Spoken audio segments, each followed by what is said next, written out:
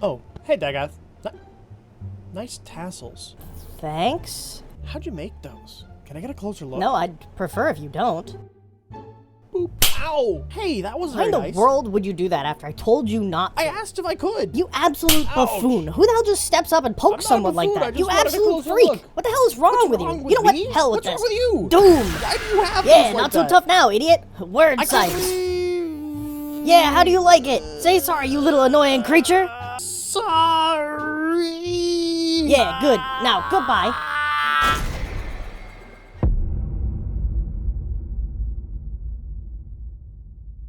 Hey, if you like this kind of content, like and subscribe, and also comment and share it with your friends. I had a lot of fun making this one, honestly. This is a build I've been playing a lot recently. If you've checked out any of the streams, I have been playing this one basically incessantly. It's kind of, maybe it might be annoying people, I don't know.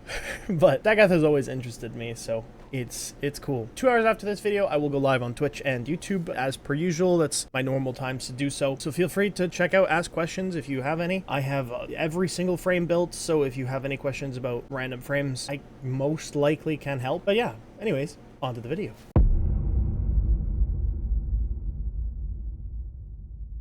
Hey, let's talk Dagath nukes. I don't see this frame out there that much ever. She is actually very, very strong, but I think she has some things that perhaps aren't as clear as other frames. So let's talk about that. When it comes to Dagath nukes, we've got a couple of options, but the main key part here is very important: Spectral Spirit. So the thing that's very important to note here is that while Grave Spirit is active in your spectral form, with this augment, you have a 100% chance for weapons and abilities to apply Doom. Then kills outside of spectral forming decrease its cooldown by 1 second, which is a very good quality of life thing. But I think people seem to forget that it says abilities, which means that any ability that you subsume onto Dagath will also apply Doom. Well, this got me thinking for a long time, way back when, about this build. This is just a simple Null Star build, and showing it against just corrupted heavy gunners, for example, shows a pretty good amount of damage.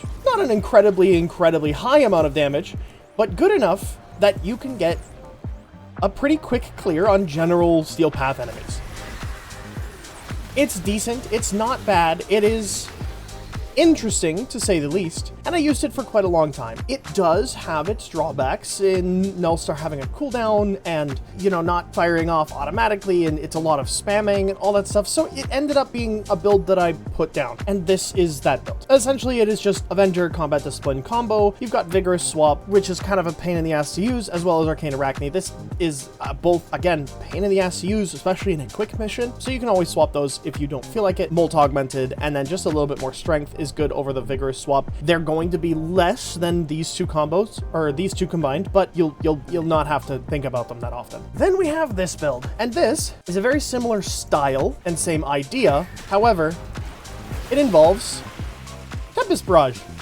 Well, this is a cool one too, because you have tons and tons and tons and tons and tons of hits that all stack into Doom, and then Doom triggers, and then it re-triggers because you're in Doom already, and then it ends up killing rooms fairly slow, but it does do so, and you can do it while leaving rooms filled with these barrages, which is a pretty cool little feature. And this is that Tempest Barrage build, just a quick mention here. It is really high range. It's more range than it typically needs, as well as Arcane Concentration, because we like the duration, especially for making Tempest Barrages last a really long amount of time, because they last 20 seconds already baseline, and then another 6 seconds based off of Arcane Concentration. So it should be 26 seconds for every Tempest Barrage, and then you can just snapshot Grave Spirit with Concentration, and it'll last a really long amount of time. Should also be 26 seconds, so there we go. One thing we will talk about here, though, is that Doom only triggers once, right?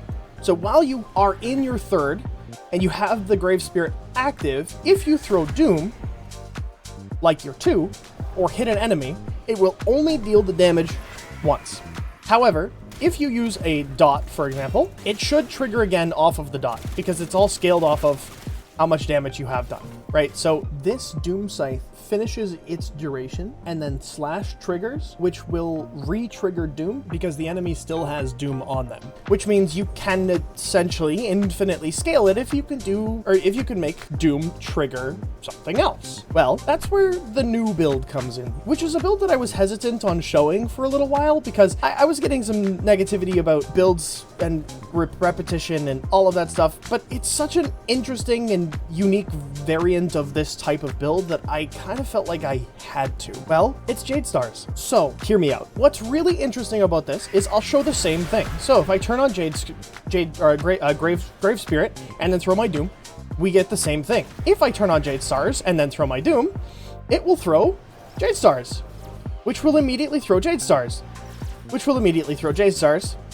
which will immediately throw Jade Stars, which will immediately throw Jade Stars, which will immediately throw Jade Stars, and again, and again, and again, and again, and again, until the targets die, or they run out of Doom. Which means that this is an infinitely scaling, cascading build, which is really interesting to me. So for very few casts, we are able to extremely easily kill an entire group of enemies. Now, the cool thing about Jade Stars versus the other nuke builds in this kind of series of nukes is that it is just an active ability. You turn it on and it's active. It just happens. It also triggers off of Word Sight. With that in mind, if we turn on our Grave Spirit and we walk out here and just throw our Word Sights and prime all of these enemies, Jade Stars will be triggering off of the hits of the Word Sights as well as the Doom triggers. So any enemy that lives will throw another Jade Star, which will then stack into the next Doom. So the heat procs infinitely scale Doom until eventually the target takes 1 billion damage and they die. Well, nothing will have that much health, but you can really scale it. It ends up being one of my favorite builds kind of in the game right now. It's very interesting. Now let's talk about a couple of things before we get into the actual build. There are a couple of things that are actually wrong with her abilities that they don't really have written except for in weird spots. One thing, while you are in the spectral form of Grave Spirit, every single kill drops a health orb. That is written right there. In Dagath's spectral form, every kill generates a health orb. What? That's a very important part of Grave Spirit. That's very important.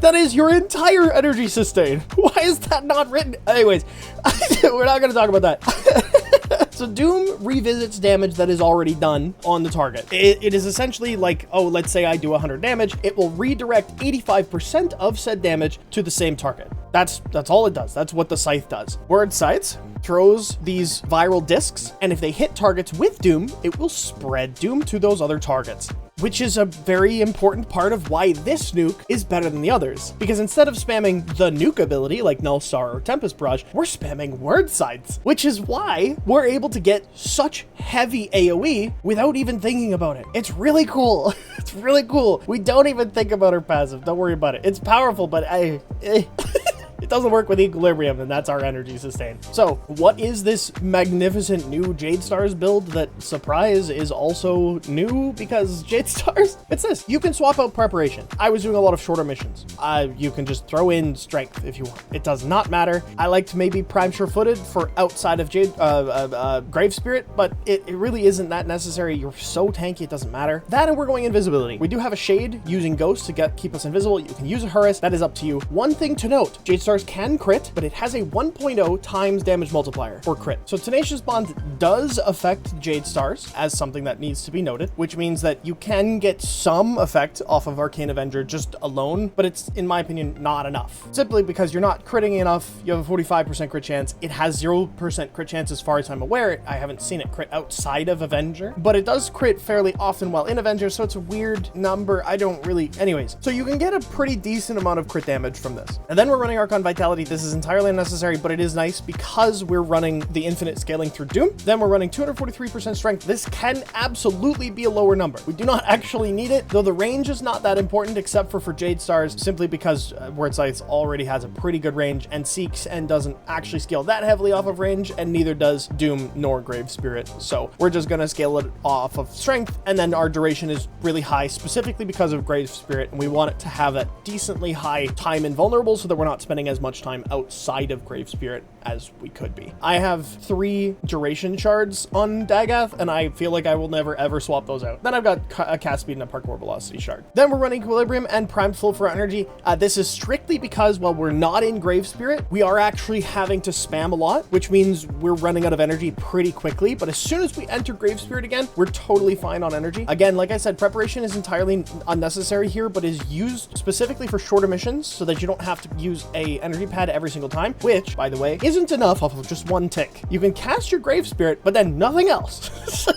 So I like to run the preparation because then we just don't run out of energy. Then as for the Shade build, I just run this. I don't like Contagious Bond all that much, but it is in here. Our companion realistically isn't going to be shooting all that much. Neither are we, but that's what we've got here. Then we've got Synth Deconstruct, Seismic Bond, Tenacious Bond. We're running Guardian Vacuum. I have Assault Mode down here so that it sometimes shoots, but I will try to Ghost instead. And then for our gun, I'm using the Moltron. You can use whatever gun here. I'm using the Moltron because I have a Riven that gives it enough crit chance to hit the Tenacious Bond number. If you wanted to swap weapons, the Death Machine Rifle is a good one. Same reason, you need a Riven to make it crit chance. If you want to use Verglass, you can do that, but again, same deal. You need a Riven to make it high enough crit chance. If you want to hit that crit chance without any help at all, the Volclock is one of the best ones for it. Without any investment, you just get 105% crit. It's just, with critical delay, you're there. It's done. So you're not really, your companion's gun doesn't really matter in this build to prime or anything, so it doesn't really matter which one you use. It just is going to be there for you to be invisible so that you can hit that 50% crit, so that you can get Tenacious Bond, so that your Jade Stars crits higher. That's it. That's the only reason it's here. Other than that,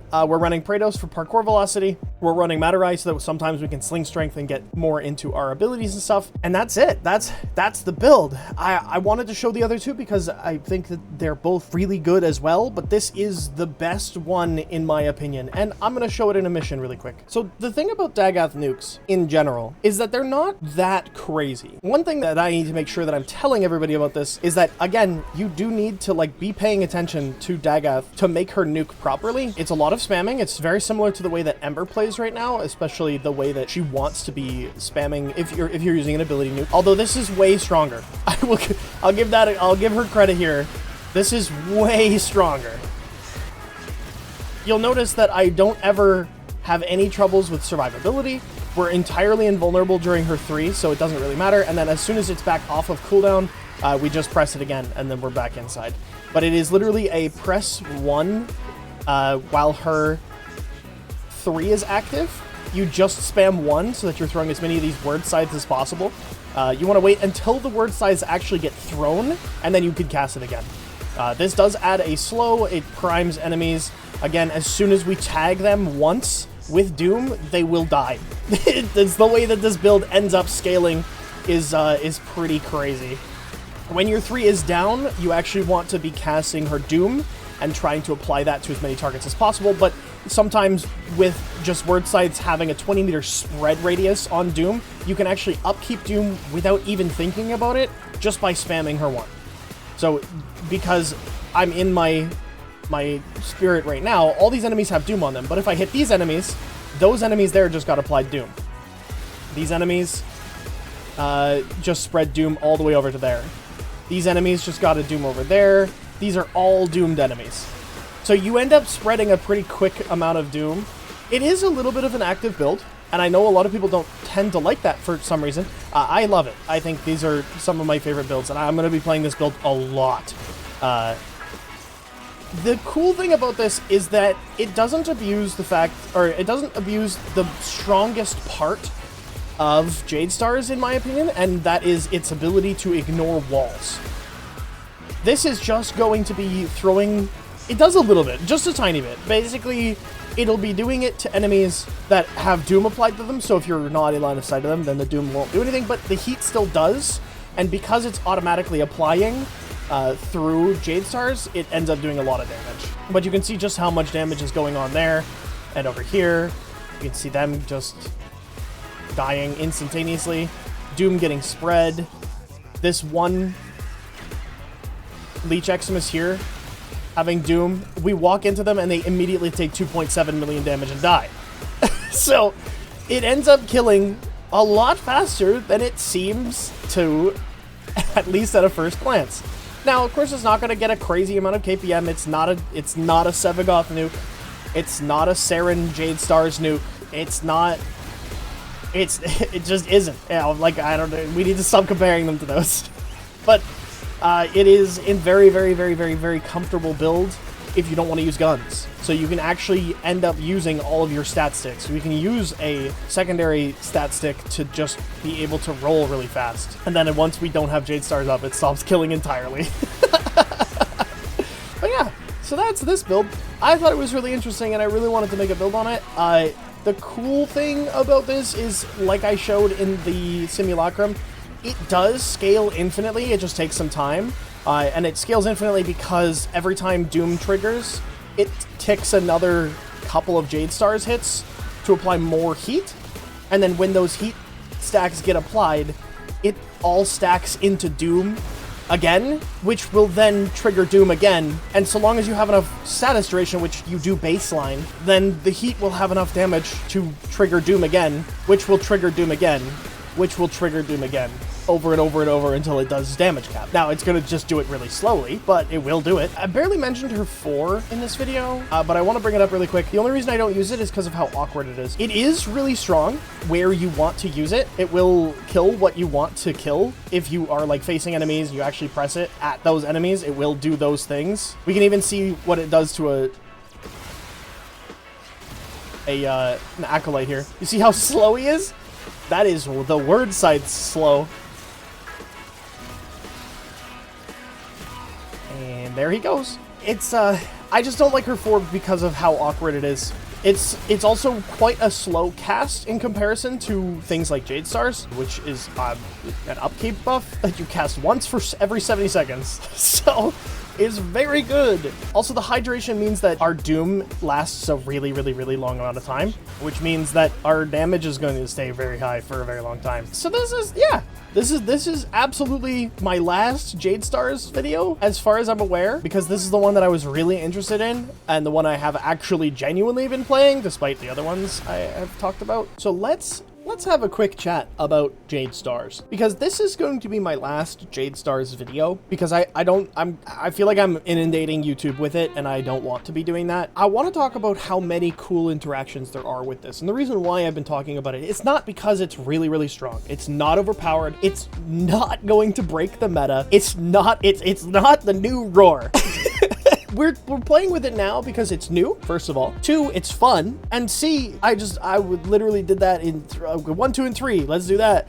And 3, I just enjoy it, man. I've been having a ton of fun with just messing around and theory crafting it and all of this. So I want to talk about all of the stuff I tried, just in a quick, like, 2 to 3 minute rant here. For Jade Stars, I tried it on Ember. I tried it on Titania. It didn't work on the Razor Flies, but it does work on her 2, or her Lantern. Or sorry, not 2, her 3. It does work on Explosive Legerdman, or Legerdman, as well as Mirage's 4th, but I didn't find it particularly that good on Legerdman. It is pretty good on her 4th, though. It's fun. I saw somebody trying it on Foley's electric shock traps, and I thought that was really interesting, so that exists. I know that it triggers really well on Mag, because it ends up doing this infinite cascade thing with her bubble, because you put down the bubble, it does ticking damage, and then that ticking damage triggers Jade Stars, so it ends up just being really, really strong, but it's Mag, so you shoot a gun into it, and it will kill everything. We tried it on Noko. We tried it specifically for Reroute with the Augment, and that didn't work, but I think that's because Reroute just sucks right now. It just doesn't work. It's not working properly. We did try it on Nova. I did do this combo. Literally, this was like the 3rd one I tried, and it was, oh, that's not going to be okay. I saw some people try it on Gauss, but surprise, it's going to kill on Gauss. The interesting thing for Gauss is that it triggers off of his 4th bolts that fire off, so that one's interesting. I did see it on Volt and tried it with his 4th. Wasn't that impressed with it because his 4th already doesn't really do that much damage, and neither does Jade Star, so you have to build it weird, and I just didn't like it. Hildren we're not going to talk about because this one has some AFK potential, and I really don't want to bring that into the community, so we're just not going to bring that up. Excalibur, we tried it for his Radial Javelin, but it does trigger off of his Exalted Blade as well. It just does. It'll do it off of melee influence too, but you're typically killing everything with it anyways. I've seen it on Gyre. It works really well. It triggers off of the blast procs on any frame, but I mean, you have forced proc blasts from Lavos, which Jade Stars does trigger, which will also do it for gas too. So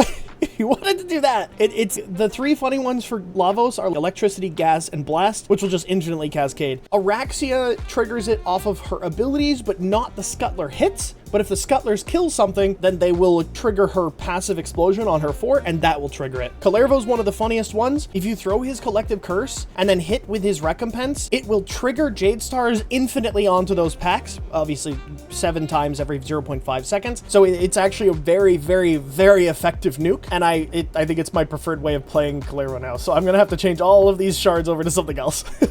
We didn't try it with Ashe. We did try it on Vauban, but I found that this wasn't as good as I was hoping it to be. Despite him having a multiplicative scaling on crowd controlled targets, I didn't like it all that much. It works really well on Protea, though I never tried it. I just saw some people try it. It works off of everything she has. I didn't try it on Baruch. I tried it on Zaku, and it's pretty good on Zaku, but I never tried it with his guns, or with their guns. I tried it with trying to get their 4 to nuke. The reason why I didn't try it with their guns is because their guns already kill stuff. But I guess it would allow you to kill stuff at lower level. I don't know. I just didn't like it. As for Sirius and Orion, there are a couple of fun combinations for other frames that you can just do the same on them. So the Jade Stars Jade Ophidamize also works on the brothers, same as Breach Surge. It's actually really cool on Breach Surge because you can just throw the event horizon and then it causes all these sparks. Yeah, so that the Jade Stars actually triggers, if you have Jade Stars and then Breach Surge, you can throw the event horizon and then turn on Jade Stars and Breach Surge, and then all you do is hit them once with any of your abilities and it'll do this.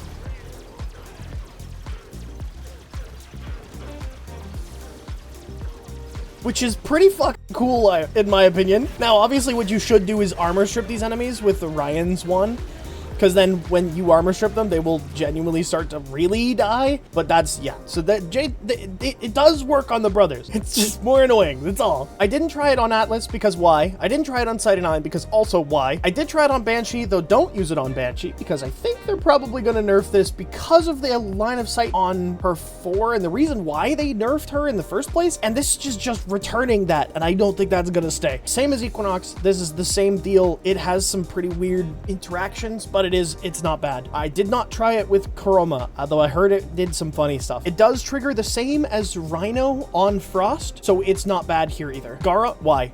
She kills everything anyways. Citrine, really cool with her 3. This was one of the first ones I tried, and you just throw her 3 and then spam her 1. It will trigger her 3, which also triggers Jade Stars, which will then infinitely cascade, and you don't have to spam as much. It's really neat. It's not better than her other options, but it is really cool. So I think it's worth trying. Oberon, you saw in the video. In the first video, it works on his grass, works on his 4. It's actually pretty good. I like it. It's personally really fun. I didn't try it on Mesa because, again, also why? Inaros. This one's really interesting. If you put it over his 1 and then just use Elemental Sandstorm, you can actually get the Sandstorm to trigger the damage for Jade Stars, and if you have enough range, it'll hit every single enemy grouped into your Sandstorm with Jade Stars, which ends up killing very, very quick. It's actually a pretty good Steel Path Relic build that I was testing. I thought it was really fun. Did try it on Loki for damage decoy. It's pretty interesting, but not as good as I was hoping it to be. I didn't try it on Ivara. It's really good on Jade. You saw that video. I tried it on Nyx, but it wasn't as interesting as I was hoping it to be. It does not trigger off of her 2, or off of her Psychic Bolts, so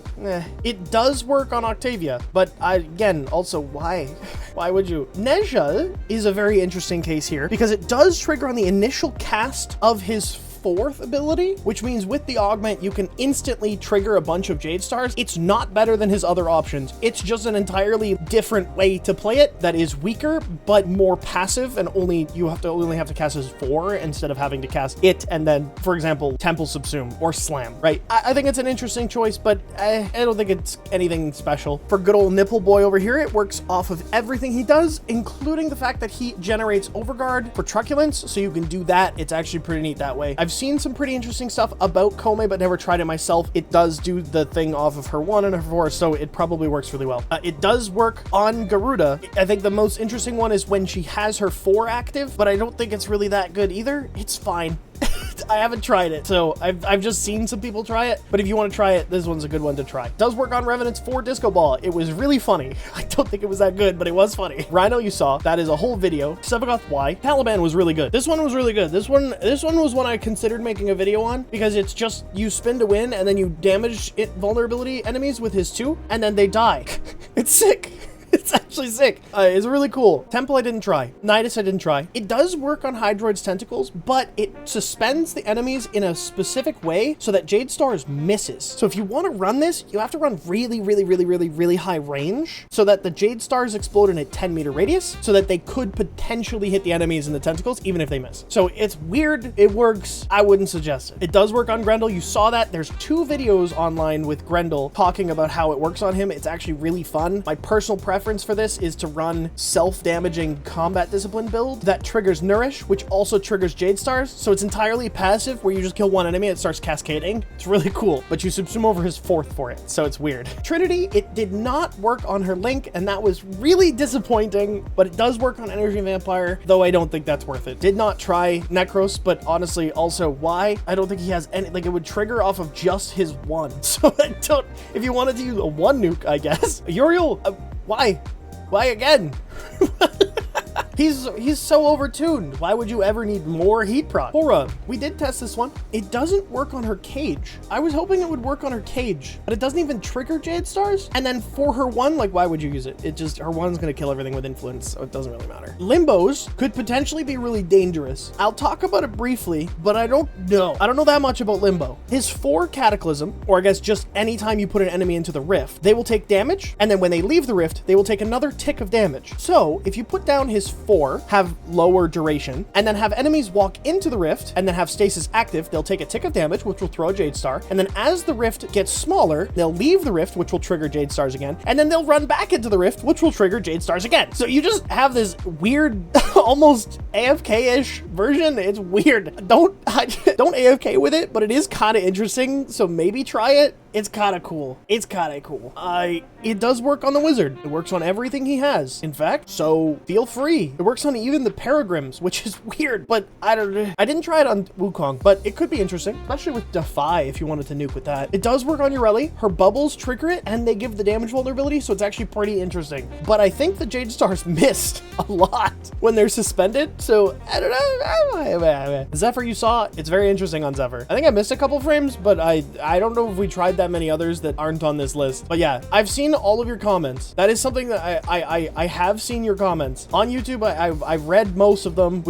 I'm invisible. Why do I have titties? I've read most of your comments on YouTube and seen all of your suggestions for Jade Stars. I tested almost everything over the course of 3 days. So there is only a handful of frames we never actually tested on stream. If you want to catch those streams, they are VODs on YouTube, so you can check them out and see what we thought about them, active or live. I'm going to address the elephant in the room. Is Jade Stars going to get nerfed? I've seen that question a lot being passed around right now. Damage-wise, no, it's not that strong. It's really not that strong. You need a lot to make it actually good damage-wise to get past a couple hundred levels. It's pretty good up until ETA and EDA, which is generally the end of where people are going to be playing in this game. But is it going to get nerfed? Probably. And this is strictly thinking the way that DE thinks about nerfing and tuning their game, because it has potential to AFK, which sucks because this ability is genuinely very fun to me, and I think a lot of people also have been very much enjoying it. I can see it getting an LOS nerf at the very least, which will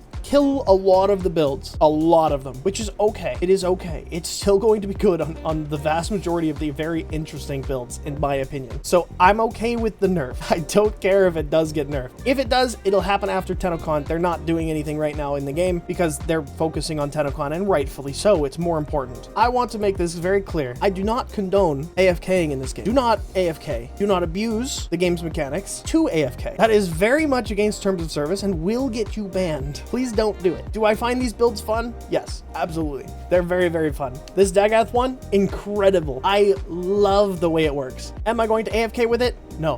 Why would I? I like playing the game. I like moving in the game. I like sprinting through missions and killing everything in sight. That's my favorite part about this game. Anyways, thanks for watching. I appreciate it, and I'll catch you in the next one. Bye bye. Oh, and also titties. Look at the nipple tassels. And because people will ask, here's the tech for that. You got to get the Maruta Tonfa skin, which only comes from a pack, by the way. So unfortunately, it's quite a bit of platinum. Then you use the reverse holster for the Tonfas. Then you set it to this for the main hand and this for the offhand. This doesn't work on every frame. It kind of sticks out really, really hard on some frames, but that's, yep, that's it. That's how you do it.